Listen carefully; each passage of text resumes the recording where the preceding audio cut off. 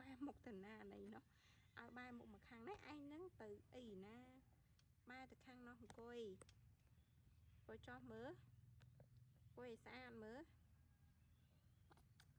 hay mực cá rồi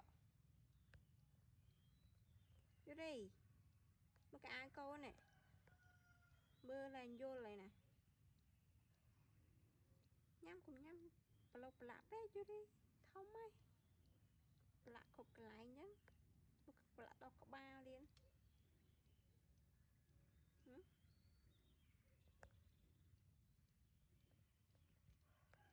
làm mai này mình xí không lạ đây lạ cục lại anh à có ai ăn kia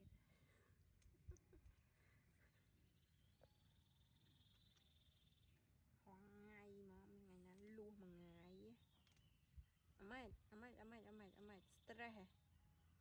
stress vô đi stress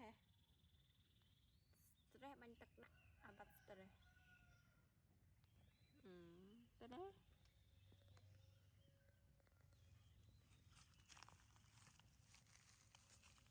nè trong tên nè vô đi ui mà khăm mày nhá cố đây ui mai làm phụ bỏ đó chưa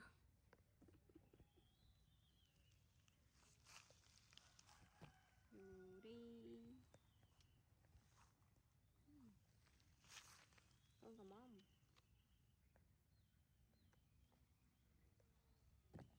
vô đi mà thẻ cả ai chứ nha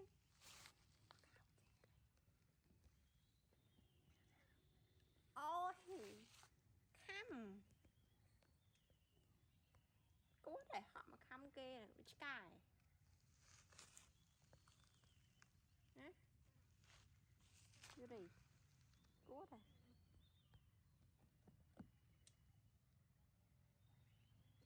cái này cái comment là chạy ơi bà họ phải chạy ngon anh à cái con tên này cô nhọc là ngọt với những cả này ọt càng như thế ai mơ cuốn đây đi cuốn đây mơ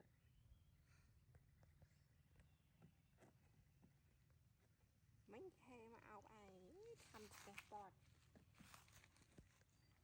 bài đi bài sport thì muộn nó chút vô đi chút thì màu đi hello vô đi cầm he hot bed ui chưa không thấy hả xong sắc à vô đi khu trương cái nào chị thấy xong sắc men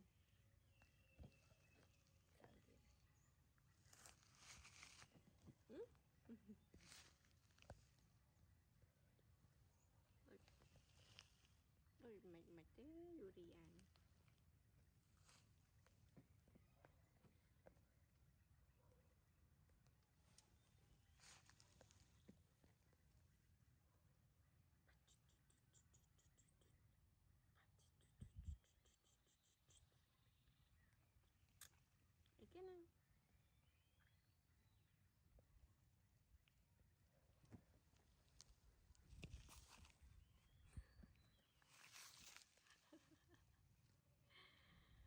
ui chứ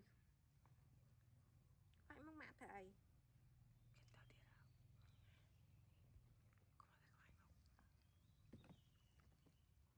chứ xong ai vậy ui bắt cút trên đã kê bắt khuôn chỉ sray phong cút cái đá viên nhé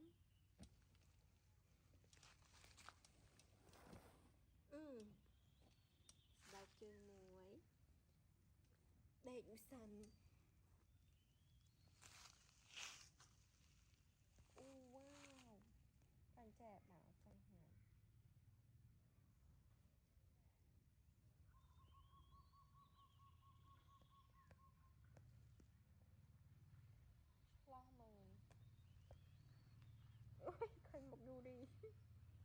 Ôi.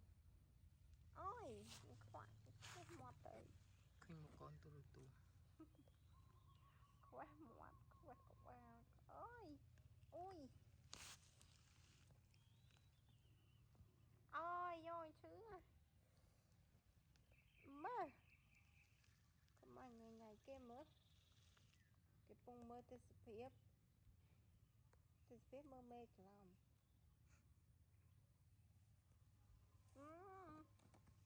Chẳng mơ mốc vô đi, chẳng mơ mê. Ôi.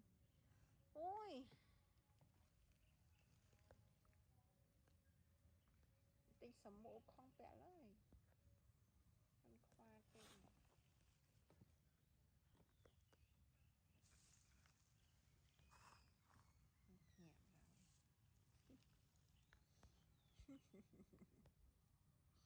Dạ cái ba cái lào đây. Ui.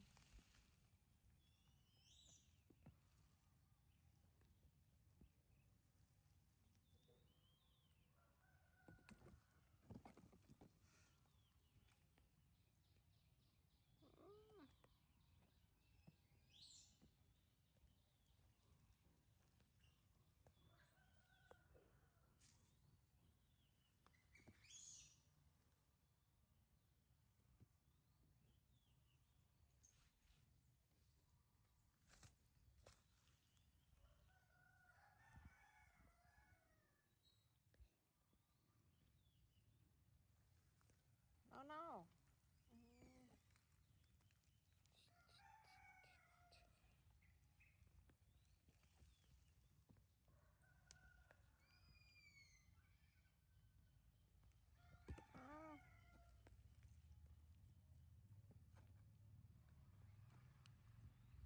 Ui.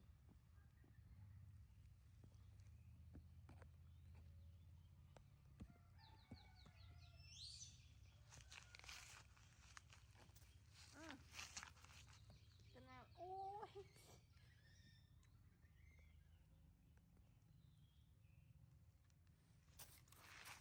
Vô đi. Vô đi nha. Vô đi. Vô đi. Cái nào mày? Hả? Mày hỏi tao nè. Vô đi. Cho tiền. Còn hai á, hả cho tiền. Còn hai gì? Ui, màu vậy đó. Chơi cái thằng chạ phép. Ô. Ui. Bị sai. Anh chị bị sai bên đấy. Thật nè nhá, anh chị bị sai xuống nó không. Ôi. Ôi.